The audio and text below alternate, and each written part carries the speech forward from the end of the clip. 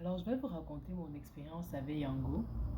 Donc, comment est-ce que ça a commencé? Donc, un jour, je parcours Facebook, je suis dans un forum de femmes et tout. Il y a une d'elles qui dit, bah tiens, j'ai une opportunité à vous présenter.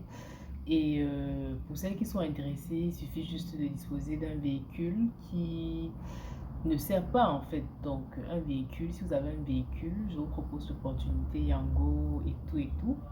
Je me dis, bah tiens, il se trouve que mes parents ont une voiture qu'ils n'utilisent pas à la maison et ce serait peut-être intéressant de tenter l'aventure Yango avec. Alors je me dis pourquoi pas, je contacte la jeune dame et on se met à échanger et elle m'explique clairement les termes de Yango. Donc, comment est-ce qu'elle m'approche? On discute sur Facebook, ensuite on bascule sur WhatsApp.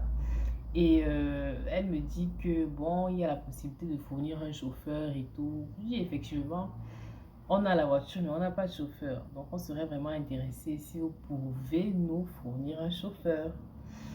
Elle dit sans problème. Et elle me dit donc qu'il y a deux options qui se présentent à moi. Et elles sont les suivantes. Première option, c'est la possibilité d'avoir un chauffeur qui verse un certain montant par jour. Disons, on va partir sur la base de 15 000 par jour. Ça, c'est ce qu'elle m'a dit hein, présentement pour mon cas. 15 000 par jour et tout ce qui est au-dessus nous revient au chauffeur. Donc, notre base, c'est 15 000 et tout ce qui est au-dessus de 15 000 entre dans les poches du chauffeur. Ça, c'est la méthode forfaitaire, en fait, le cas du forfait.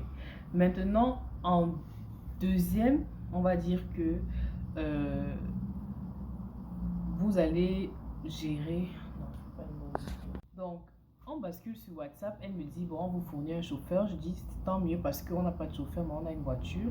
Maintenant, elle me dit qu'il y a deux cas par lesquels on peut fonctionner par Yango. Premier cas, c'est le cas forfaitaire.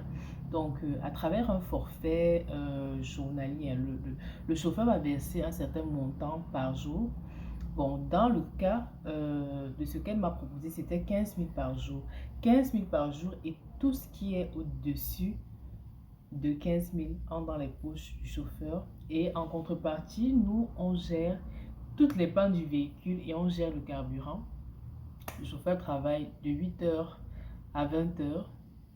Bon, là maintenant, l'heure d'arrêt, ça dépend en fait du propriétaire de la voiture. Hein. S'il veut que le chauffeur travaille jusqu'à une certaine heure, il doit le préciser et tout. Mais en moyenne, elle nous explique que pour que ce soit rentable, il serait intéressant que le chauffeur travaille par exemple de 8 h à 20 h. Maintenant, deuxième option, c'est le cas de... Donc, en deuxième lieu, elle nous explique que le deuxième cas, c'est lorsque le chauffeur fonctionne en fait comme un employé. Il a un salaire de base par semaine.